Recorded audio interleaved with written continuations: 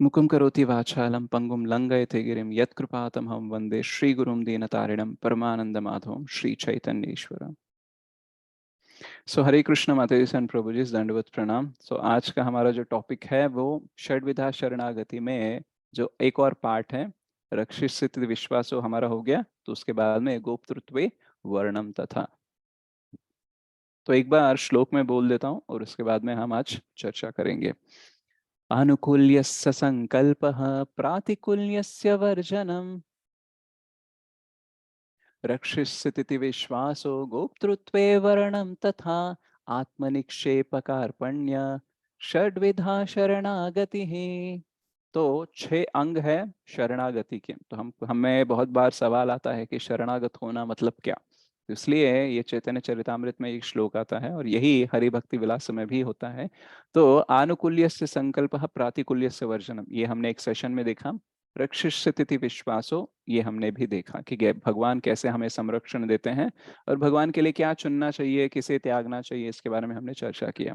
आज हम चर्चा करेंगे गोप्तृत्वे वर्णम तथा, यानी भगवान मेरे गार्डियन हैं और वो मेरे मास्टर हैं और वो मेरे मेंटेनर हैं। तो एक्चुअली जो पिता होते हैं या फिर जो स्वामी होते हैं, जो मेंटेनर होते हैं, वो क्या करते हैं, सब कुछ हमारे लिए जो जरूरत है उसको देखभाल करते रहते हैं। तो श्रीमद् भागवतम में 10 अलग अलग सब्जेक्ट्स के बारे में बात होती है। तो उसमें से एक है पोषण, यानी पालन पोषण भगवान हमारा करते रहते हैं। देखो, संरक्षण की बात हम कब कर सकते हैं कि देखो कोई विपत्ति आ गई हमारे जीवन में, तब हम संरक्षण की बात करते हैं। विपत्ति कभी कभी आती है लेकिन भूख तो हर बार लगती है, हर रोज लगती है। राइट। तो विपत्ति से संरक्षण देना अगर एक बात है, तो वो विपत्ति आने से पहले, उसके आने के बाद जो होता है उसको हम मेंटेनेंस बोल सकते हैं। तो जब भी हम कोई अपार्टमेंट लेते हैं, किसी गेटेड कम्युनिटी में रहने लगते हैं, तो वो बोलते हैं कि भले ही आप घर पे रेंट पे रह रहे हो या फिर आपने खुद खरीद लिया, लेकिन आपको मेंटेनेंस कॉस्ट देना पड़ेगा। जैसे अगर आप रेंटेड पे हो, फिर भी वो किसी ना किसी का तो फ्लैट है ना, तो उसको मेंटेनेंस कॉस्ट देना होता है। इसलिए वो क्या बोलता है, आप अभी घर में रह रहे हो, सोसाइटी में रह रहे हो, तो आपको मेंटेनेंस कॉस्ट देना चाहिए। तो हम पूछेंगे हम क्यों दें मेंटेनेंस कॉस्ट, तो वो बोलेंगे देखो आपको जो पानी आ रहा है, राइट, तो अगर वो नहीं आ रहा है ठीक से तो आप हमें कंप्लेंट करोगे, तो उस टाइम पे रिपेयर कौन करेगा, हम करेंगे। हमारे यहाँ जो गेटेड कम्युनिटी है तो गेट के पास सिक्योरिटी रहता है, राइट। ठीक है, सिक्योरिटी तो आप खुद भी रह सकते हो अगर आपका खुद का घर है, लेकिन पूरे अपार्टमेंट को जो कुछ भी सप्लाई चाहिए या जो कुछ भी प्रॉब्लम आएगा, उसमें आपको सर्विस कौन देगा, हम देंगे। इसीलिए ये पूरा नीट भी रखेंगे हम, पूरा एनवायरनमेंट, इसलिए आपको हमें मेंटेनेंस कॉस्ट देना पड़ेगा। तो मेंटेनेंस कॉस्ट देना पड़ता है क्योंकि वो लोग मेंटेनेंस दे रहे हैं। अब कभी कभी ऐसा भी हो जाता है कि लोग मेंटेनेंस कॉस्ट लेते हैं लेकिन कोई मेंटेनेंस होता नहीं है, राइट। तो हम अगर देखा जाए एग्जाम्पल की तरह कि हमारा मेंटेनेंस बाकी चीजों में कौन कर रहा है, तो हम इस टॉपिक में ये देखने का प्रयास करेंगे कि हमारे जन्म से लेकर मृत्यु तक, हमारा जन्म होना, वो प्रोसेस, और मृत्यु तक हम जब जाएंगे, इन सारी चीजों में हम मेंटेनेंस कहाँ कहाँ पे देख सकते हैं, इसके विषय पे हम चर्चा करेंगे। तो जैसे अभी मैं बोल रहा था कि जैसे अभी तो समर चल रहा है, बहुत धूप है, आप ऐसे कपड़े धो के डाल दोगे सुखाने के लिए, 10-15 मिनट में सूख जाएंगे, राइट। तो इतनी धूप चल रही है, इतनी गर्मी चल रही है, तो इसमें कपड़े तो चलो सूख जाएंगे जल्दी से, लेकिन 1-2 महीने बाद जब बारिश का मौसम शुरू होगा, उस टाइम पे अगर आपको कपड़े सुखाने हैं तो बहुत बड़ी प्रॉब्लम होगी। कभी कभी जब बारिश 3-4 दिन तक कंटिन्यूअसली चलते रहता है, तो इतने बादल होते हैं कि सूरज होता ही नहीं है। और उस टाइम पे देखो, 3-4 दिन हम वेट कर सकते हैं अलग अलग कपड़े पहन के, लेकिन कुछ दिनों बाद तो कपड़े धोने ही पड़ते हैं, राइट। और धोएंगे तो सुखाने पड़ेंगे, अगर नहीं सुखाएंगे तो अच्छी सी स्मेल नहीं आएगी उसमें से, फिर अच्छा नहीं लगेगा। तो फिर क्या चाहिए, सूरज की आवश्यकता है। लेकिन अगर सूरज नहीं है तो फिर क्या करेंगे, अगर सबके पास ऑटोमेटिक ड्रायर है, वॉशिंग मशीन है, तो फिर शायद हो जाएगा काम, लेकिन सबके पास तो होता नहीं है, और पहले भी नहीं था वॉशिंग मशीन आने से पहले। सब लोग क्या करते थे कि या तो सूखने का वेट करते थे नॉर्मली, नहीं तो पंखा चलाएंगे। अब जब पंखा चलाएंगे तो फिर बिजली का बिल तो आएगा। तो कपड़े सुखाने के लिए जब हम फैन चलाते हैं तो बिजली का बिल आता है, यानी कपड़े सुखाने के लिए हमें पैसे पे करने पड़ते हैं। लेकिन बाकी टाइम में हम तो फ्री में कपड़े सुखाते हैं। तो फिर वो सूरज और सूर्य की रश्मि और जो उष्णता है जो हमारे कपड़े सुखा देती है, वो कौन मेंटेन कर रहा है? तो ये चीजें हमें सोचनी चाहिए। देखो, भगवान अगर मेंटेनेंस हमारा नहीं करते तो शायद हर चीज के हमें पैसे देने होते हैं। आज जो हम हवा पानी जो कुछ भी ले रहे हैं उसमें बहुत बार तो हम उसके लिए कुछ पे ही नहीं कर रहे हैं। और अगर कर भी रहे हैं, कोई वाटर टैक्स या फिर कुछ घर टैक्स या फिर कुछ होता है, वो भी बहुत मिनिमल होता है। और इन सब के पीछे भगवान है और वही मेंटेन कर रहे हैं, ये हमें हमेशा के लिए जानना चाहिए। कभी कभी क्या होता है कि बच्चे जब बड़े हो जाते हैं तो उन्हें पेरेंट्स की परवाह नहीं होती है। उन्हें लगने लगता है कि अब तो मेरा मेंटेनेंस मैं ही देख रहा हूँ ना, तो फिर मुझे उनकी आवश्यकता ही क्या है, और क्यों मैं उन्हें टेक केयर करूँ, राइट? अगर पेरेंट्स बोलते हैं कि देखो हमने तुम्हारी देखभाल की है, तो कभी कभी अहंकार में हम बोल देते थे अरे वो तो कोई भी करेगा, वो तो आपकी ड्यूटी है, राइट? तो आपको करना चाहिए, बच्चे पैदा किए तो उनको पालन पोषण करना होता है। अभी मैंने बच्चे पैदा किए तो उसका भी पालन पोषण करना पड़ रहा है। ऐसे थोड़ी ना हम बच्चों पे डिपेंड हो सकते हैं। तो ऐसा बोल देते हैं बोलने के लिए, लेकिन हमें पता चलना चाहिए कि आज हम अपना मेंटेनेंस हम खुद कर पा रहे हैं, लेकिन इस स्टेज तक आने के लिए किसी ना किसी ने हमें मेंटेन किया है, पूरा हमें सप्लाई किया है, तभी जाके हम आज के डेट में यहाँ पे खड़े हो सकते हैं। इवन बोलने के लिए कि मैं इंडिपेंडेंट हूँ, मैं खुद अपना मेंटेनेंस देख लेता हूँ, ये बोलने के लिए भी बहुत सारी चीजें मेंटेन होनी पड़ती हैं।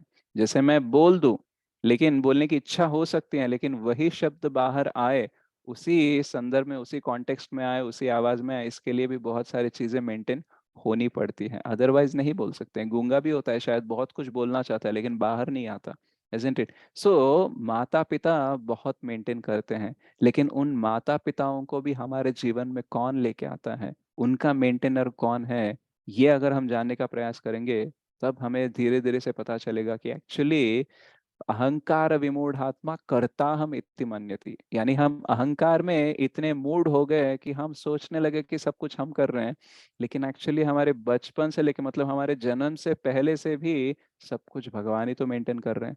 जैसे माता के गर्भ में बच्चा पलने के लिए जो सारी फैसिलिटीज चाहिए, वो सारी फैसिलिटीज माता नहीं क्रिएट करती। वो थोड़ा बहुत मेंटेनेंस में पार्ट देती है, भाग लेती है, लेकिन पूरा मेंटेनेंस वो नहीं करती है। और जब बच्चा बाहर आता है, जब स्तनपान कराने के लिए जो दूध चाहिए, वो दूध ऑटोमेटिकली कहाँ से आ जाता है? मतलब स्तन में पहले दूध नहीं था, बच्चे जब पैदा हुए तब दूध आया, फिर कुछ दिनों बाद चला गया। तो ये कब आना चाहिए कब चला जाना चाहिए, ये मेंटेनेंस कौन करता है? ये भगवान ही करते हैं। यानी हम डायरेक्टली खा नहीं सकते, इसलिए हमें स्तन का दूध दिया जाता है, और वो मेंटेनेंस भी भगवान करते हैं। फिर धीरे धीरे बड़े होने के बाद हम जब नॉर्मल खाना खाने लगते हैं, राइट, तो हमें लगता है कि देखो मैं कमा रहा हूँ इसलिए मैं खाना खा पा रहा हूँ। इवन हम कमा ले, फिर भी खाना अगर यानी फसल नहीं होगी, अगर कोई खेती बाड़ी नहीं करेगा, तो हमें खाने के लिए मिल ही नहीं सकता। और वो खेती होने के लिए भी क्या चाहिए? वर्षा चाहिए। और भूदेवी भी रेडी होनी चाहिए कि मैं खादा मतलब धान्य दूंगी। जब पृथु महाराज आए थे उस टाइम पे इतना अधर्म था उनके आने से पहले, कि भूदेवी ने डिसाइड किया कि मैं फसल दूंगी ही नहीं। बाद में पृथु महाराज ने फसल लाने के लिए फिर से प्रयास किया, तो उस टाइम से फिर से धन धान्य मिलना शुरू हो गया था। तो यानी अगर भगवान देख रहे हैं कि अधर्म बहुत बढ़ रहा है, तो फिर भूदेवी क्या कर सकती है? वो धान्य देना बंद भी कर सकती है। अभी हम जो देखते हैं कभी कभी अकाल पड़ता है या फिर बाढ़ आ जाती है, ये सब क्यों?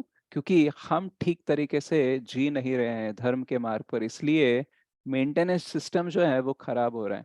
अदरवाइज अगर आप युधिष्ठिर महाराज के टाइम पे या फिर पृथु महाराज के टाइम पे, ऋषभ देव के टाइम पे, तो वहां पे देखोगे तो सब कुछ सिस्टमेटिकली चल रहा था। जितनी वर्षा चाहिए उतनी ही वर्षा आएगी, जितनी धूप चाहिए उतनी ही धूप आएगी, कभी कभी ज्यादा धूप नहीं आएगी, कभी ज्यादा बाढ़ नहीं आएगी, एकदम प्रॉपरली मेंटेन होगा। तो हम अगर धर्म के मार्ग पर चलेंगे, तो भगवान का जो मेंटेनेंस है वह बहुत ही सिस्टमेटिक होगा और उसका अनुभव भी हमें होगा। तो अगर हम अधर्म के मार्ग पर चल रहे हैं, तो हम भगवान की निंदा नहीं कर सकते हैं कि देखो कितनी बाढ़ आ गई है, कितना अकाल पड़ गया है, ये सब कुछ हो रहा है, भगवान क्या कर रहे हैं, राइट? कुछ लोग नास्तिक लोग जो होते हैं, जब पूछते रहते हैं कि देखो इतना अन्याय हो रहा है, इतनी गलत चीजें हो रही है, कहाँ है तुम्हारा भगवान, राइट? लेकिन वो सारी चीजें होने से पहले भी बहुत सारी चीजें अच्छी हुई है और इसके बाद भी बहुत सारी चीजें अच्छी होंगी। तो उस टाइम पे भगवान है या नहीं, ये सवाल हम पूछते नहीं हैं। अभी जो व्यक्ति बोल रहा है कि देखो तुम्हारा भगवान कहाँ पे है, राइट, वो व्यक्ति वैसे बोलने के लिए भी वो अच्छे स्थिति में रहना चाहिए, उसकी सांस ठीक तरीके से चलना चाहिए, उसकी वाणी रहनी चाहिए, बोलने के लिए शक्ति चाहिए। तो वो सब भी भगवान दे रहे हैं। मतलब भगवान की निंदा करने के लिए भी भगवान शक्ति देने पड़ते हैं, तब जाके हम निंदा कर सकते हैं, अदरवाइज वो भी नहीं कर सकते हैं। तो भगवान का जो संरक्षण है उसके बारे में तो हमें जानना चाहिए, लेकिन संरक्षण से ज्यादा हमें ये जानना चाहिए कि वो कैसे हमें मेंटेन करते हैं। भगवान का एक नाम है गोपाल, तो वो पालन पोषण करते हैं हमारा। तो ये हमें जान, अगर नहीं जानेंगे तो क्या होगा, दो चीजें होगी, हमें हमेशा भय होगा और हमें हमेशा कृतज्ञता भाव से हम दूर रहेंगे, और हम कभी भी अपने आप को भगवान के प्रति समर्पित नहीं कर पाएंगे। अगर हम ये सोचने लगे कि जो कुछ भी हो रहा है वो मैं ही कर रहा हूँ, मेरा अगर मेंटेनेंस हो पा रहा है तो मैं ही कमा रहा हूँ, मेरा ही चल रहा है, इसीलिए तो ये सब कुछ है, अगर ऐसा सोचने लगेंगे, तो जब परिस्थिति हमारे हाथों से निकल जाएगी, हम कुछ कर नहीं पाएंगे, उस टाइम पे हम विचलित हो जाएंगे। क्योंकि हमने हमेशा यही भरोसा किया है कि सब कुछ मैं कर रहा हूँ, इसलिए जब मैं नहीं कर पा रहा हूं तो डर आ जाता है। लेकिन अगर आपको विश्वास है कि सब कुछ भगवान चला रहे हैं, तो फिर अगर तुम्हारे हाथ में हो ना हो आपको डर नहीं लगेगा। देखो पहले भी भगवान ही चलाते थे, जो कुछ भी मैं कर पा रहा था उनकी वजह से ही कर पा रहा था, और जो कुछ भी होना है वो डिसाइड करेंगे। और अभी मैं कुछ कर नहीं पा रहा हूँ, तो फिर भी मुझे चिंता करने की जरूरत नहीं है, भगवान किसी न किसी मार्ग से कुछ अच्छा कर सकते हैं। तो भले ही परिस्थिति अभी थोड़ी सी बुरी है, लेकिन चीजें ठीक हो सकती हैं, क्योंकि भगवान मेंटेन कर रहे हैं। तो हमारे जन्म से लेके जन्म के बाद स्तनपान से लेके अगर हर चीज को देखा जाए तो भगवान मेंटेन करते ही रहते हैं। तो जैसे हम छोटे बच्चे थे, तो हमें कुछ अपने आप से करने की जरूरत नहीं होती है, सब कुछ माता पिता ही कर लेते हैं। जैसे अगर गांव को भी जाना है तो कपड़े भी वही पैक करेंगे, खाने के लिए ट्रैवलिंग में वही रखेंगे, ऑटो के पैसे भी वही देंगे, टिकट भी वही लेंगे, उतरने के बाद ऑटो का भी वही देंगे, रिलेटिव्स के पास जाएंगे तो भी उनका हमारा देखभाल करेंगे, सब कुछ वो खुद ही करते रहते हैं। तो उस टाइम पे हमको ये ध्यान भी नहीं रहता है कि माता पिता मेरा मेंटेनेंस कर रहे हैं, हमको तो सिर्फ यही लगता है कि मैंने जो पूछा वो मुझे मिला कि नहीं मिला। लेकिन जब बच्चे बड़े हो जाते हैं, जब उनके बच्चे हो जाते हैं और वो पैसा लगाना स्टार्ट करते हैं बच्चों पे, ऑटो का पैसा, कैब का पैसा, इसका पैसा, स्कूल की फीस, तब समझ में आता है कि यार माता पिता ने कितना मेंटेन किया हमें, राइट। तब मुझे ध्यान नहीं था, तब मुझे यही ध्यान था कि मुझे जो मिल रहा है वो नहीं मिला कि नहीं मिला। अगर नहीं मिला तो रो दूंगा, बोल दूंगा कि देखो आप मुझसे प्रेम ही नहीं करते हैं, देखो आप मुझे देखते ही नहीं हो, आपको आपको तो मेरी पड़ी ही नहीं है, ऐसा हम सब कुछ बोल देते हैं। लेकिन अभी समझ में आ रहा है कि जो मांगा है वो देना तो साइड में रखो, जो नेसेसिटीज है उसको पूरे करने में भी हाल बेहाल हो जाता है, राइट। तो वैसे ही जब हम भक्ति में हमारी परिपक्वता नहीं होती है, ज्ञान नहीं होता है, तो हम केवल भगवान को तभी याद करते हैं, तभी निंदा करते हैं जब चीजें ठीक नहीं चल रही हैं। जैसे कि हमारा डाइजेशन सिस्टम है, उसके बारे में हमको ख्याल कब आता है, जब वो काम नहीं करता है तभी आता है। जब पेट खराब हो जाता है, स्टमक अपसेट होता है, तभी याद करते हैं कि यार मेरा पेट खराब है। लेकिन उसके पहले और उसके बाद जब ठीक चल रहा था, एक दिन भी नहीं बोला कि भगवान आज मैंने जो खाया उसका अर्जन हो गया है, उसका डाइजेशन हो गया है, थैंक यू वेरी मच, ऐसा कभी हम बोलते हैं? नहीं बोलते हैं, याद ही नहीं रहता है। हम फसल लाते हैं और उसका सब्जी बनाते हैं, उसका राइस बनाते हैं, सब कुछ बनाते हैं, जब खाते हैं तब कुछ याद नहीं रहता है। तो फसल आने के लिए रेंज चाहिए, वो भगवान देते हैं, और भूदेवी भी एक्सेप्ट करना चाहिए, उसकी वजह से धन धान्य आ सकता है हमारे पास। तो ये सब कुछ प्रोसेस ऑलरेडी भगवान मेंटेन कर रहे हैं। इतना ही नहीं, अगर आप और छोटा सूक्ष्म तरीके से देखना शुरू करें, जो नमक होता है, तो नमक का जो नमकीनपन होता है, मतलब जिसका वो नेचर होता है, वो नेचर भी किसने दिया और कौन मेंटेन कर रहा है? भगवान ही मेंटेन कर रहे हैं। नमक हम तैयार नहीं करते, शायद थोड़ा सा रिफाइन करते होंगे, लेकिन उस नमक को नमक की तरह रखना भी भगवान का मेंटेनेंस है। चीनी में जो मीठापन होता है वो भी एक्चुअली भगवान ही मेंटेन करते हैं। Nature of the nature is maintained by the Lord. जो प्रकृति का पूरा स्वभाव है, जो प्रकृति की ही प्रकृति जो है, वो एक्चुअली भगवान ही मेंटेन करते हैं। मान लो अगर ऐसा हो जाए कि रोज हर चीज का टेस्ट बदल रहा है, मतलब आज नमक जो है वो नमक की तरह काम कर रहा है, उसकी कुछ कैपेसिटी है, तो आज आपको सांभर में 3 चम्मच लगे, तो कभी हम ये नहीं सोचते कि आज 3 लग रहे हैं तो कल 4 लग सकते हैं, 5 लग सकते हैं, क्योंकि नमक का कोई गारंटी नहीं है, राइट। क्योंकि क्वालिटी अलग अलग हो सकती है नमक की, तो उसके हिसाब से हमको पता चल जाएगा 2-3 लगेंगे या फिर 4-5 चम्मच लगेंगे। तो रेगुलरली वो हमारा सेट हो जाता है। देखो, अगर सांभर बनाना है इतना इतना डालना है, सब्जी बनाना है इतना इतना डालना है, फिक्स है। क्योंकि हमने ग्रांटेडली ले लिया कि ये नमक नमक की तरह ही बिहेव करेगा, शक्कर शक्कर की तरह ही बिहेव करेगा। लेकिन मान लो अगर हर रोज हर पदार्थ अलग अलग से बिहेव करने लगा, राइट, कि मान लो आज शक्कर नमक की तरह बन गया, तो फिर हमको कितना एंजाइटी रहेगा कि आज मैं कितना डालूं, कितना मेंटेन करूं। तो ये कभी हम सोचते नहीं है। ये जो पूरा नेचर मेंटेन हो रहा है अपने आप, इसकी वजह से एक्चुअली हम कितना इजीली जी पा रहे हैं, इसका हमें ज्ञात ही नहीं रहता। अगर ये चीजें थोड़ी सी गड़बड़ा गई तो देखो क्या क्या हो सकता है। जैसे मान लो आपको पता है कि गुरुत्वाकर्षण शक्ति काम कर रही है, ग्रेविटी काम कर रही है, तो आप चीजों को जिस जगह पे रखोगे वहां पे रख सकते हो। लेकिन मान लो आज ग्रेविटी ने डिसाइड कर लिया, गुरुत्वाकर्षण शक्ति ने डिसाइड कर लिया कि आज मैं काम नहीं करूंगा, तो सारी चीजें ना ऊपर उठने लगेगी। हमारे घर में जो भी नीचे होगा ना, ग्रेविटेशनल फोर्स की वजह से हमारा बेड जो है, सामान जो है, फ्रिज टीवी सब कुछ सेटल है। अगर वो ग्रेविटेशनल फोर्स नहीं हुआ तो सारी चीजें हवा में आ जाएंगी, राइट। तो न्यूटन के बारे में हम गुणगान करते हैं, ठीक है, उन्होंने आविष्कार किया है, ठीक है, कर सकते हो आप थोड़ा गुणगान की, बहुत अच्छा रिसर्च किया है, उसकी वजह से हमने बहुत सारे आविष्कार किए हैं। लेकिन न्यूटन के सर पे एप्पल गिरने से पहले भी एप्पल नीचे ही गिरता था। उनके सर पे गिरा तो वो सोचना शुरू किया, लेकिन उनके वहां बैठने से पहले बहुत लोग वहां पे बैठे थे और बहुत लोगों के सर पे एप्पल गिरा था। बाकी लोगों ने क्या किया, एप्पल गिरा था उन्होंने खा लिया, बट इसने सोचना शुरू किया और उससे एक थ्योरी निकली। अब न्यूटन का गुणगान करते हो, ठीक है, लेकिन जिसने न्यूटन को बनाया, जिसने न्यूटन को ये बुद्धि दी, ये शक्ति दी जानने के लिए गुरुत्वाकर्षण शक्ति है, उसका गुणगान नहीं करते हैं। और न्यूटन के पहले और न्यूटन के बाद में भी गुरुत्वाकर्षण शक्ति आज वैसे ही काम कर रही है। ऐसा नहीं कि न्यूटन आने से पहले एप्पल गिरता था और न्यूटन ने कुछ ऐसा कर दिया था कि आजकल एप्पल गिर नहीं रहा है, हवा में ही लटक रहा है। ऐसा नहीं है ना, जो कुछ भी ऑलरेडी था वैसे ही चल रहा है। हमने सिर्फ जाना है कि ये ऐसे काम करता है। आज की डेट में हम कंस्ट्रक्शन करते हैं, घर बनाते हैं, लेकिन रात को जब हम सोते हैं तब हमें कभी भी ये डर नहीं होता है कि जो छत है वो मेरे ऊपर गिर जाएगी। क्यों? क्योंकि हमको पता है कि देखो, इतना सीमेंट, इतना आयरन, इतना कुछ पिलर, इतना बीम बनाने के बाद ये स्टेबल रहता है, इसलिए वो गिर नहीं सकता, ये हमने मान लिया है, इसलिए हमें डर नहीं लगता। लेकिन वो ना गिरे, उसका नेचर जो है, उसका जो स्वभाव है दृढ़ रहकर ना गिरने का, वो कौन मेंटेन कर रहा है?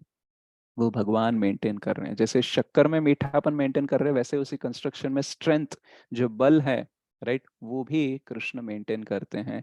तो सब कुछ जब कृष्ण मेंटेन कर ही रहे हैं, तो हम उनके बारे में उसी टाइम पे क्यों सोचते हैं जब चीजें गलत हो रही हैं? हम उस टाइम पे उनके बारे में क्यों नहीं सोचते हैं जब सारी चीजें ठीक तरीके से चल रही हैं? हमारे जीवन में रोग एक स्टेज होने के बाद आता है, कुछ देर रहता है, चले जाते हैं। कुछ रोग होते हैं जो कंटिन्यूअसली रह जाते हैं, लेकिन वो आने से पहले भी हम बहुत दिन स्वस्थ रहते हैं। जैसे जब कोविड आया था, लोगों को सांस लेने में मुश्किल हो रही थी, राइट, लोग ऐसे ऑक्सीजन सिलेंडर के पीछे, ऑक्सीजन वाले बेड के पीछे भाग रहे थे।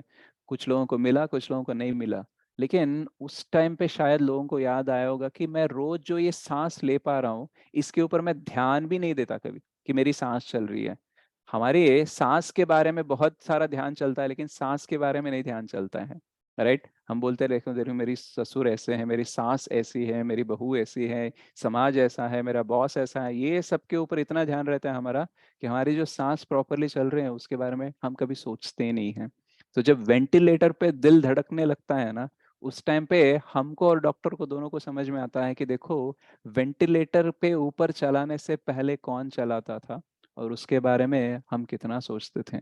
जो भक्त होता है वो हमेशा अपने जीवन में भगवान का हस्तक्षेप देखने का प्रयास करता है कि मेरा जो कुछ भी चल रहा है वो एक्चुअली भगवान की वजह से ही चल रहा है, और कहाँ कहाँ कैसे कैसे चल रहा है वो देखता रहता है, इसलिए वो कृष्णा कॉन्शियस रह सकता है। हमारे आचार्य हमें बोलते हैं कि always remember Krishna, never forget Krishna, हमेशा भगवान को याद रखो और कभी भी भगवान को मत भूलो, राइट। तो क्या करने का प्रयास करना चाहिए हमें कि भगवान को हम कहाँ से देखें? जैसे अग्नि की जो उष्णता है वो मेंटेन नहीं होती, तो 3 सीटियों बाद कुकर में धानी जो है वो पकता नहीं है। मतलब जो हम राइस बनाते हैं, हमको एक स्टैंडर्ड पता है, देखो गैस को मैं इतना रखूंगी, इतना फ्लेम आएगा, तो फिर 3 सीटियों बाद गैस को बंद करना है क्योंकि पक चुका है, राइट, खाने के लिए अभी रेडी है। लेकिन मान लो अगर उष्णता वैरी होती रही, मतलब जितना आप गैस दे रहे हो, जितना जलना चाहिए उतना रोज नहीं जल रहा है, अलग अलग प्रकार से जल रहा है, कभी इतनी गैस दे दो इतना जल रहा है, कभी इतना गैस दे दो फिर भी इतना ही जल रहा है। तो अग्नि अगर अपना नेचर बदलते रहेगी रोज रोज, हर घंटे, हर दिन, तो फिर हम ठीक तरीके से खाना भी नहीं पका सकते। तो उस अग्नि में वो उष्णता को कौन मेंटेन करता है? जब हम पानी पीते हैं तो प्यास बुझती है, राइट, तो वो प्यास बुझने का जो नेचर है पानी का, वो कौन मेंटेन करता है? पानी में जो वो टेस्ट है, वो कौन मेंटेन करता है? रसो हम अपसु काउंतेय। तो मैं उस पानी का टेस्ट हूँ। जो प्यास बुझती है ना, वो मेरी वजह से बुझती है। तो ऐसे बहुत सारे श्लोक हमें 12-15वें चैप्टर में भी आते हैं, जहाँ पे कृष्ण बोलते हैं, यद आदित्य गतम तेजो जगत भासयते अखिलम, यच्चंद्रांसि यच्चाग्नौ तत्तेजो विद्धि मामकम। जो सूरज है ना, वो सूरज और उसकी सूर्य किरणें, ये सबका सप्लाई भी कौन करता है? मैं ही करता हूँ। और जो चंद्र है और जो चंद्रिका है, राइट, जो चंद्र के किरण होते हैं, वो भी मैं ही सप्लाई करता हूँ। अगर आप देख लो, अगर सूरज एक दिन भी नहीं आता है, तो हमारा हेल्थ का जो कंडीशन है वो बिगड़ सकता है। तो इम्यूनिटी पावर जो है वो सन की वजह से, सोलार प्राणा बोलते हैं, उसकी वजह से भी बहुत मेंटेन होता है। कभी कभी बारिश के मौसम में देखना, 3-4 दिन तक सूरज नहीं आता है, तो क्या हो जाता है, गंदगी बहुत बढ़ जाती है और हमारी इम्यूनिटी भी कम हो जाती है। तो सूरज का रहना बहुत इंपॉर्टेंट है। और हमारे जो वेजिटेबल्स होते हैं, उसमें जो टेस्ट आता है, राइट, वो रस जो आता है, वो आने के लिए भी मूनलाइट की आवश्यकता होती है। इसीलिए कभी कभी देखना, कुछ ऑर्गेनिक फूड्स होते हैं तो उसका टेस्ट अलग होता है, और जो आर्टिफिशियल फूड्स होते हैं, यानी जिसको जबरदस्ती, आज के डेट में हम देखते हैं बहुत सारे मैंगोस मीठे होने चाहिए नेचुरली, लेकिन नहीं होते हैं। क्यों? क्योंकि उसको आर्टिफिशियली पकाया जाता है, कम टाइम में ही उसे तोड़कर फिर से आर्टिफिशियली उसे पकाने का प्रयास करते हैं। तो क्या हो जाता है, नेचुरल जो है उसको उतना टाइम देना चाहिए, उसको जितना सनलाइट मूनलाइट लगना चाहिए उतना लगेगा, तो उसमें ही वो रस आता है। अदरवाइज वो टेस्ट या फिर वो रस नहीं आता है। तो उसमें कौन सप्लाई कर रहा है? कृष्ण थ्रू चंद्र, ये सब कुछ सप्लाई कर रहे हैं। और एक श्लोक आता है जहाँ पे कृष्ण बोलते हैं 15वें चैप्टर में ही, अहम वैश्वानरो भूत्वा प्राणिनाम देहमाश्रितः प्राणापान समायुक्तः पचम मन्यम चतुर्विधम। तो मैं ही जो भोजन को अर्जन करने वाले, अर्जित करने वाली जो आग जो होती है, वही मैं हूँ, और मैं बाकी 4 वायुओं के साथ मिलके उसका पचन करता हूँ, राइट। तो हम जो खा रहे हैं, अगर वो पच गया है ना, तो मान लो वो भगवान है वहां पे, अहम वैश्वानरो। तो जब डाइजेशन सिस्टम खराब होता है, तब प्रे मत करना कि भगवान कुछ करो, राइट। ठीक है, वो उस टाइम पे भी प्रे कर लो, लेकिन जब ऑलरेडी पचन हो रहा है ना, तो उस टाइम पे भी हमें थैंक यू बोलना चाहिए कि आज मेरा जो भोजन अर्जित हुआ, वो भोजन मिलने के लिए भी भगवान ने सहायता की, भोजन को पचाने के लिए भी, और उस भोजन को शक्ति में बदलने के लिए। जैसे हम आज की डेट में टेक्नोलॉजी बहुत बढ़ गई है, लिवर ट्रांसप्लांटेशन होता है, किडनी ट्रांसप्लांटेशन होता है, हार्ट ट्रांसप्लांटेशन होता है, बहुत सारे टेक्नोलॉजी तो आ गए, लेकिन डाइजेशन सिस्टम का ट्रांसप्लांटेशन नहीं हो सकता। ऐसा कहा जाता है कि एक ब्रेड के टुकड़े को एक बूंद का खून में बदलने के लिए जो फैसिलिटी चाहिए, वो शायद कुछ किलोमीटर्स के रेंज में हो सकती है। मतलब इतनी बड़ी फैक्ट्री बनानी होगी एक ब्रेड के टुकड़े को खून में बदलने के लिए, कि हम ऐसे करना हमारे लिए साध्य नहीं है। जो रिसर्च करते रहते हैं, उनको जो ड्रग्स के रिसर्च करते रहते हैं, उनको मतलब किसी के इंसान के ऊपर, किसी जानवर के ऊपर उनको रिसर्च करना पड़ता है कि ये दवाई लेगा तो कितना देर तक ये इफेक्ट रहेगा। तो उसके लिए डाइजेशन सिस्टम लाइवली होना उनके लिए जरूरी रहता है। तो वो क्या करते हैं, देखो बाकी प्राणियों के ऊपर रिस्क लेने से अच्छा है कि हम कुछ आर्टिफिशियल सिस्टम बना सकते हैं क्या, जो एग्जैक्टली हमारा जो डाइजेशन सिस्टम है उसी हिसाब से काम करेगा। तो हम क्या करेंगे, बिना किसी जीव को यूज किए हम उसका प्रोसेस हम देख सकते हैं, चेक कर सकते हैं। लेकिन यहाँ पे एक पॉइंट है कि हाँ, कुछ छोटे छोटे सिस्टम उन्होंने बनाए हैं, राइट, उनके टेक्नोलॉजी के हिसाब से, लेकिन वो एग्जैक्ट रिजल्ट देंगे इसका कोई गारंटी नहीं है। क्यों? क्योंकि अहम वैश्वानरो, हम जो सिस्टम बना रहे हैं उसमें भगवान अहम वैश्वानरो बोल के प्रकट नहीं होते हैं, केवल हमारे पेट में हो सकते हैं। तो भगवान की उपस्थिति होती है, इसलिए वो प्रोसेस पूरा प्रॉपरली चल के वो जो ब्रेड का टुकड़ा है या फिर कोई भी हम निवाला लेते हैं, उसका शक्ति या फिर खून में वो परिवर्तित हो सकता है। तो इतना कुछ भगवान मेंटेन करते हैं। तो जब ऑलरेडी इतना मेंटेन कर रहे हैं तो हमें क्यों ज्ञात नहीं होता है? क्योंकि बहुत बार हमें लगने लगता है कि सब कुछ हम ही कर रहे हैं।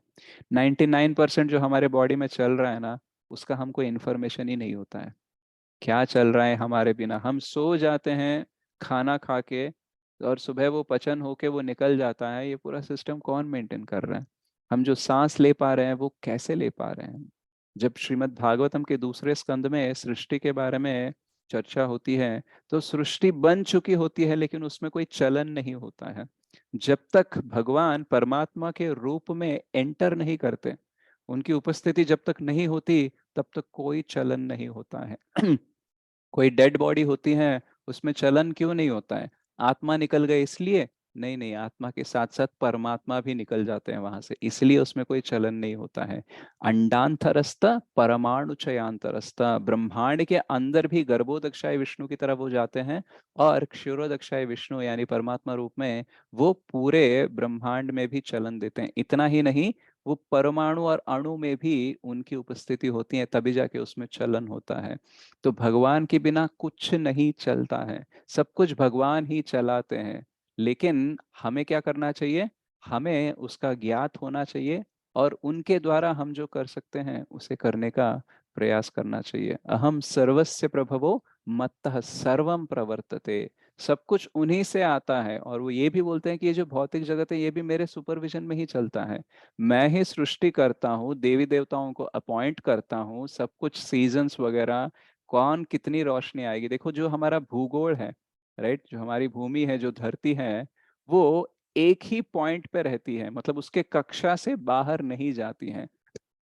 जैसे हम साइंस में ज्योग्राफी जब पढ़ते हैं या फिर एस्ट्रोनॉमी पढ़ते हैं, तो हम बोलते हैं कि देखो धरती ऐसे सूरज के गोल फिरती है। ऑफकोर्स भागवतम बोलता है कि धरती के गोल सूरज फिरते हैं, लेकिन साइंस में, मॉडर्न साइंस में बोलते हैं कि ये जो सूरज के गोल धरती घूमती रहती है। तो चलो मान लेते हैं दोनों ठीक ही है, लेकिन वो घूमेगी, ये कौन मेंटेन कर रहा है? और उसका जो डिस्टेंस है, उसका जो एक्सिस है, उसी में वो मेंटेन होना चाहिए। इसकी जिम्मेदारी कौन ले रहा है? सूरज और धरती की दूरी जो है ना, वो प्रॉपरली अगर मेंटेन नहीं होगी, मतलब अगर सूरज ज्यादा दूर हो गए तो यहाँ पे पूरी बर्फ पड़ सकती है, मतलब जम जाएगा पूरा धरती। और अगर सूरज पास आ गए तो भस्म भी हो सकता है। तो ये जो सेफ डिस्टेंस है, ये कौन मेंटेन कर रहा है? भागवतम में ऐसा कहा जाता है कि सूरज भी भगवान से डरते हैं, इसलिए टाइम पे आते हैं। सूरज, चंदा, बाकी सारी जो प्रकृति चलती है, वो भगवान से डरते हैं, उनके सुपरविजन में होते हैं, इसलिए सब कुछ टाइम पे होता है। तो भगवान इतना परफेक्टली सब कुछ मेंटेन करते हैं कि कर्मा जो है हमारा, उसका भी मेंटेनेंस भगवान ही करते हैं। ईश्वर सर्वभूतानां हृददेशे अर्जुन तिष्ठति, भ्रामयान सर्वभूतानि यंत्र रूढ़ानि मायया। सबका जो कर्म का कैलकुलेशन, और उसके हिसाब से किसको कौन सी बॉडी देनी है, यंत्र रूढ़ानी, यानी ये जो मटेरियल बॉडी है, ये जो भौतिक शरीर है, इसको यंत्र बोलते हैं। जैसे कि कोई कार है और कार में चलाने वाला व्यक्ति है, वैसे ही हम अंदर बैठे हैं और ये हमारा शरीर है। तो किसको कौन सा शरीर देना चाहिए, किसका कितना कर्म है, पूरा वही मेंटेन करते हैं इतना परफेक्टली कि कभी कृष्ण ऐसे नहीं बोलेंगे, अरे यार मैं थोड़ा सा बिजी था तो उसका कर्म तुमको आ गया और तुम्हारा उसको चला गया, सॉरी। ठीक है, ऐसा नहीं होता है। किसी का कर्मा भी किसी के पास नहीं जाता है, हमारा कर्मा ही हम भुगतते हैं, किसी और का हम नहीं भुगतते हैं। हमारा रिलेशन होने की वजह से थोड़ा सा इम्पैक्ट होता है, लेकिन वो भी प्रॉपरली प्लान्ड होता है, ऐसे ही तुक्के से नहीं होता है। तो भगवान सब कुछ मेंटेन करते हैं। वो इंडिपेंडेंट है, और वो मेंटेन भी करते हैं, और वो सुहृद भी है। तो ये जानना हमारे लिए क्यों इंपॉर्टेंट है? क्योंकि अगर हम सोचते रहेंगे कि देखो सब कुछ हम कर रहे हैं, तो फिर बहुत बार हमें डर रहेगा, क्योंकि हमें पता है कि बहुत सारी चीजें ऐसे हैं जो हमारे कंट्रोल के बाहर हैं, और उसी विषयों के बारे में सोच के हमें चिंता होती है। लेकिन जब हम ये सब जान लेते हैं, तब हमें पता चलता है देखो सब कुछ भगवान के कंट्रोल में है।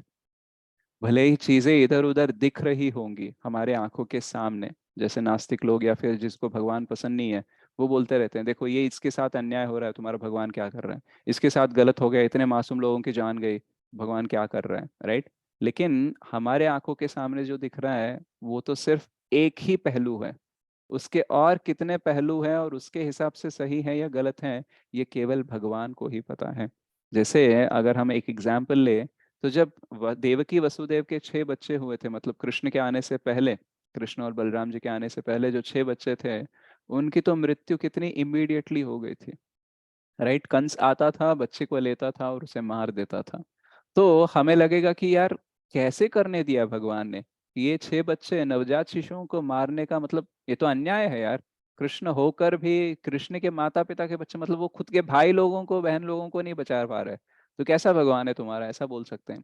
लेकिन वो जो 6 पुत्र थे ना, वो एक्चुअली काली नेमी के पुत्र थे, और वो कंस जो था वो प्रीवियस लाइफ में काली नेमी था, और उसके बच्चे उसके हाथों ही मरना, ऐसा तो कुछ अरेंजमेंट था। और जैसे हम गंगा के पुत्र भी देखते हैं, गंगा और शांतनु महाराज का एक डीलिंग था। उन्होंने एक कंडीशन दिया था गंगा देवी ने कि तुम जैसे ही बच्चे पैदा हो जाएंगे ना हमारे, उनके साथ क्या करना है ये मैं डिसाइड करूंगी, और तुम मुझे एक सवाल भी नहीं पूछोगे।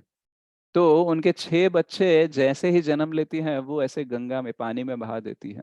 राइट, मतलब देखो, माँ अगर बच्चा पैदा होती है उसको पानी में डाल दे रही, तो इमेजिन करना ही कितना एकदम गंभीर लगता है। राइट, तो ऐसा होता था।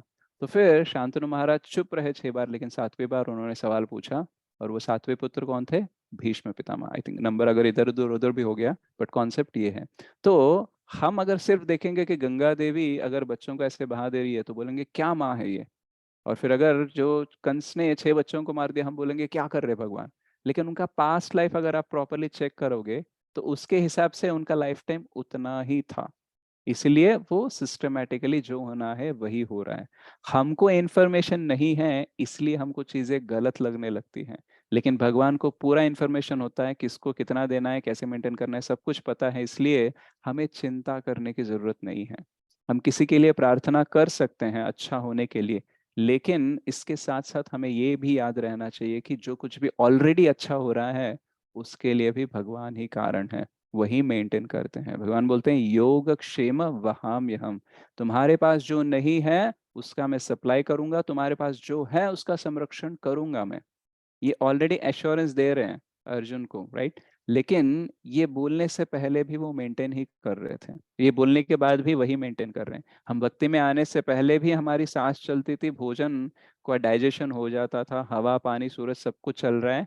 आज भक्ति में आने के बाद भी ये सब चल रहा है। तो इसका कभी हमने हमने कुछ मेंटेनेंस कॉस्ट दिया? अगर भगवान हमसे मेंटेनेंस कॉस्ट लेना शुरू करेंगे ना, तो हम सोचते रहते हैं ना, देखो मेरा पर्सनल लोन इतना है, होम लोन इतना है, कार लोन इतना है, इसका लोन उतना है, उसका लोन इतना है। कभी सोचा है कि भगवान से जो हम ले रहे हैं, उसका अगर लोन का अकाउंट बन जाएगा, तो वो कोई एस्ट्रोनॉमिकल फिगर हो जाएगा। मतलब इतने अरबों, इतने करोड़ों, इतने अरबों का हमारा उधार रह जाएगा भगवान की तरफ से। जैसे मैंने बोला, आप पंखा चला के कपड़े को सुखा रहे हैं, मान लो रोज आपको सूरज नहीं मिलेगा, सिर्फ पंखा चला के ही कपड़े सुखाने हैं, तो आपका लाइट बिल 10 गुना बढ़ जाएगा। राइट, तो उसका कौन पे करेगा? हमको ही पे करना है। अगर हम यहाँ पे पे नहीं कर रहे हैं, आराम से सूख रहे हैं, मतलब कोई ना कोई तो सप्लाई कर रहा है ना। तो वो क्या बंदा मेंटेनेंस कॉस्ट पूछ रहा है हमें? भगवान पूछ रहे हैं मेंटेनेंस कॉस्ट? नहीं पूछ रहे हैं। लेकिन क्या पूछ रहे हैं कि तेषाम सतत युक्तानाम भजताम प्रीति पूर्वकम। आप क्या करो, मन मना भव मत भक्तो, ये भी बोलते हैं। मतलब हम हमेशा उनका गुणगान करना चाहिए, कीर्तन करना चाहिए, उनकी सेवा करना चाहिए। और कैसे करना चाहिए वो?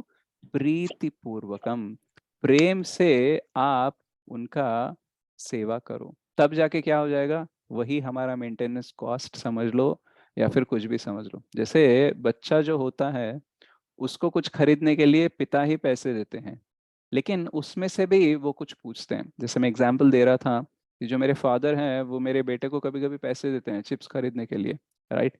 तो वो चिप्स खरीद के लाता है ना, तो मेरे फादर पूछते हैं मुझे भी एक दो। तो वो देने के लिए रेडी नहीं होता है, वो बोलता है मैं नहीं दूंगा, मैं क्यों दूं। तो फिर ऐसे बहुत बार चला, फिर मैं इरिटेट हो गया, बोला कि यार क्यों आप उसके पीछे पड़े रहते हो, खुद ही खरीद लो ना, खुद ही ले दो, नहीं तो मैं ला के देता हूँ। तो फिर मेरे पापा बोलते थे कि मेरे पास क्या उसको दिलाने के लिए पैसे, लेकिन खुद के लिए नहीं है क्या? तो मैं तुम्हारा भी मेंटेनेंस करता हूँ और उसका भी मेंटेनेंस कर रहा हूँ, तो मैं खुद के लिए कुछ नहीं ला सकता क्या? तो आई कैन बाई, लेकिन जब मैं उससे लूंगा, उस टाइम पे वो जो अपने हिस्से से देने का जब प्रयास करता है ना, तो वो बोलते हैं आदान प्रदान प्रेम पूर्वक। राइट, सो सिमिलरली भगवान को हमारे पैसों की जरूरत नहीं है, वो तो लक्ष्मीपति है। सब कुछ उन्हीं का है। अहम सर्वस्य प्रभो मत्तम सर्वम प्रवर्तते, सब कुछ उन्हीं का है। तो हमसे वो क्या अपेक्षा कर रहे हैं? हमसे वो केवल प्रेम पूर्वक जो हमारा आदान प्रदान है वो हमसे अपेक्षा कर रहे हैं। बाकी उनको कुछ नहीं चाहिए, लेकिन थ्रू उसके हम उनको प्रेम दिखा सकते हैं। जैसे डायरेक्टली कैसे प्रेम दिखाएं? जैसे मान लो कोई पिता है, अपने पुत्र के प्रति कैसे प्रेम दिखा सकते हैं?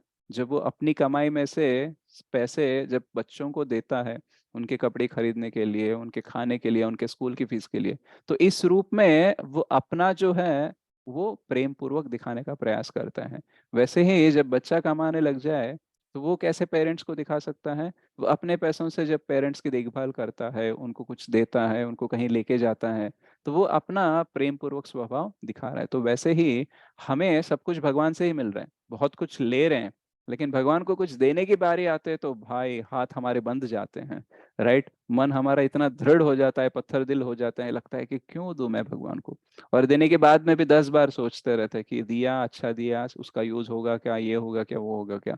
तो ऐसा चलते ही रहता है हमारे इसमें। तो हम कभी अटैचमेंट इतना रखते हैं कि भगवान को कुछ देना ही नहीं चाहते।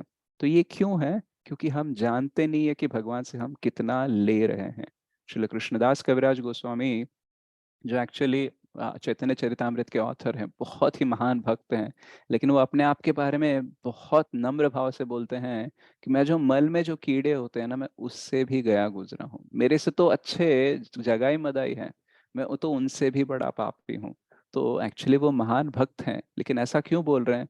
क्योंकि वो भगवान की कृपा को अपने जीवन में इतना देख पाते हैं कि उन्हें लगता है कि जो कुछ भी वो बदले में कर रहे हैं भगवान के लिए, वो कुछ भी नहीं है, तुच्छ, मतलब तृण के समान भी नहीं है, ऐसा लगने लगता है। तो महान भक्तों को और हम में फर्क क्या है? कि महान भक्तों को पता चलता है कि वो भगवान से कितना ले रहे हैं, मतलब कितना प्रेम करते हैं भगवान, कितने दयालु हैं, कितना मेंटेन करते हैं, कितना संरक्षण करते हैं। इस सबका ज्ञात होता है, इसलिए उन्हें लगता है कि जो कुछ भी मैं कर रहा हूँ वो कम है। हमें वो ज्ञात नहीं है, इसलिए लगता है कि जो कुछ भी हम कर रहे हैं बहुत ज्यादा है। कितना क्लास सुनूं मैं, कितना चैंटिंग करूं, कितना बार मंदिर आऊं, कितना सेवा किया, आपने मेरे लिए क्या किया, हम पूछने लगते हैं। प्रभुपाद जी को एक बार पूछा गया था कि कैसे हम जान सकते हैं कि हम कृष्णा कॉन्शियस है, मतलब हम कृष्ण भावनामृत में हैं, ये हम कैसे जान सकते हैं? तो प्रभुपाद जी अलग अलग टाइम पे अलग अलग आंसर देते थे, लेकिन एक बार बोले कि अगर आप अर्च विग्रहों के सामने जा रहे हो और आपको अर्च विग्रहों को देखकर ऐसे लगने लगा कि कृष्ण आपसे पूछ रहे हैं मेरे लिए तुम क्या कर रहे हो, तो मान लेना कि आप कृष्ण भावनामृत में हो।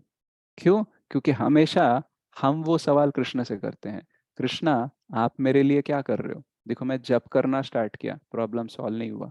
आपने बोला बुक्स पढ़ो, बुक्स पढ़ा, कुछ समझ में नहीं आ रहा है और कुछ ज्यादा फर्क भी नहीं पड़ रहा है। आपने बोला सेवा करो, कर रहा हूँ, फिर भी कुछ नहीं फर्क पड़ रहा है, सेम प्रॉब्लम वैसे ही चल रही है। क्या कर रहे हो आप?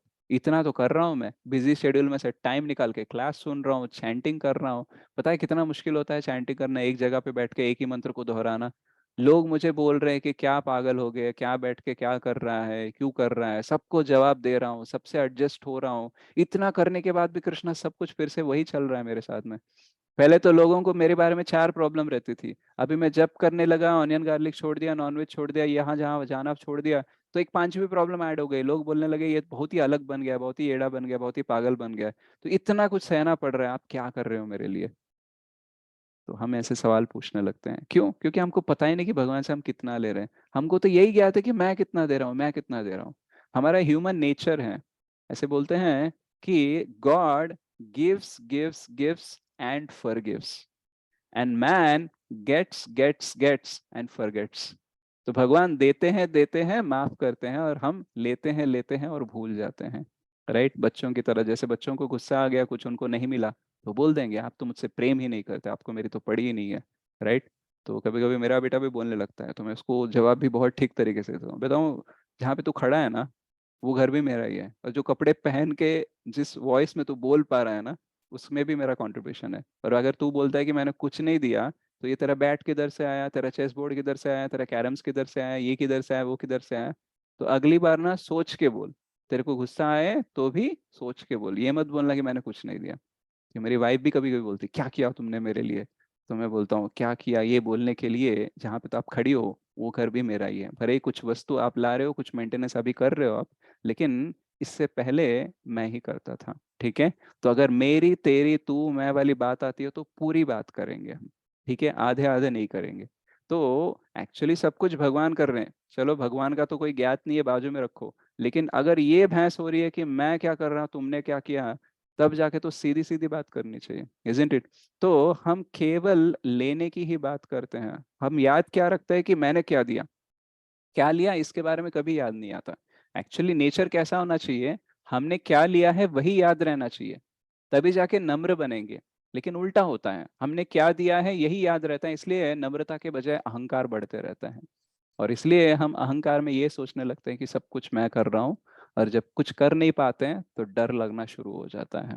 तो अगर भय जाना है, कृतज्ञता बढ़नी है, तो हमें समझना है कि गोप्तृत्वे वर्णम तथा।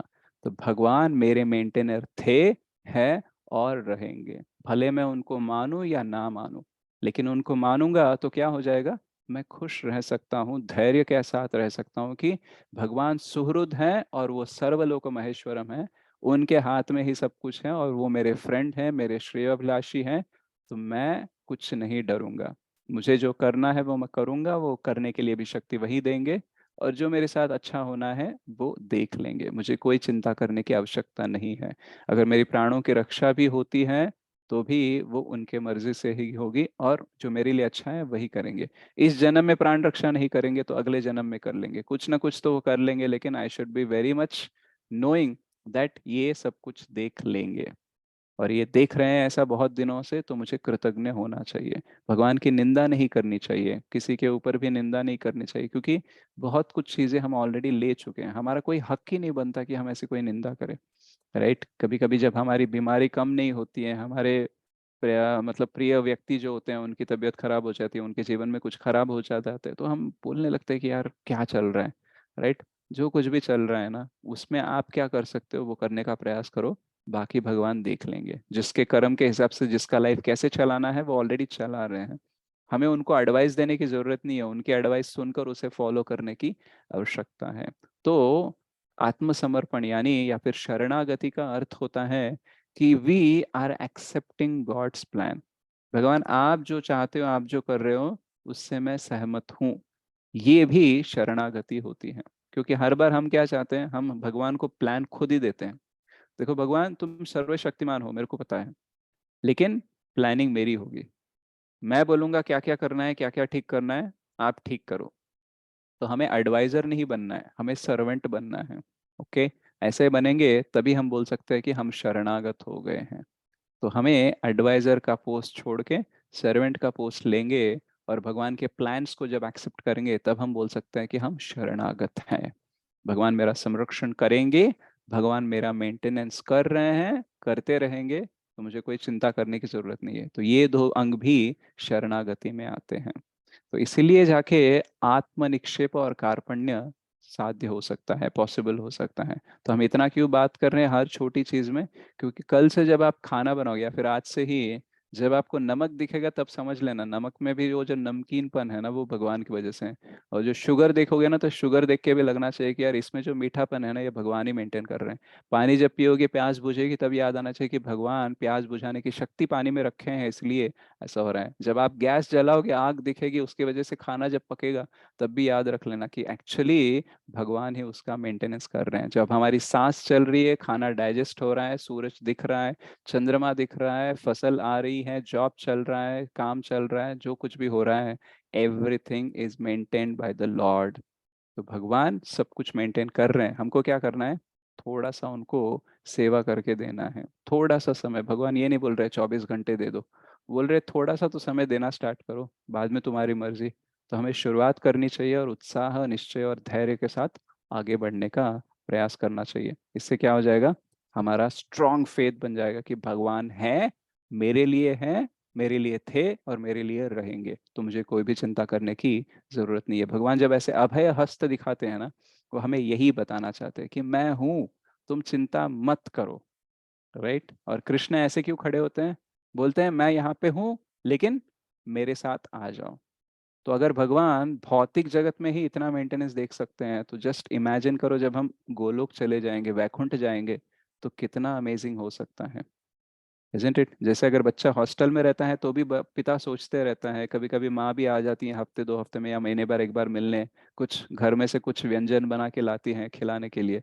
तो बच्चा हॉस्टल में भी हो, पिता सोचते रहता है बच्चे के बारे में और उसकी सुविधाओं के बारे में सोचते रहता है।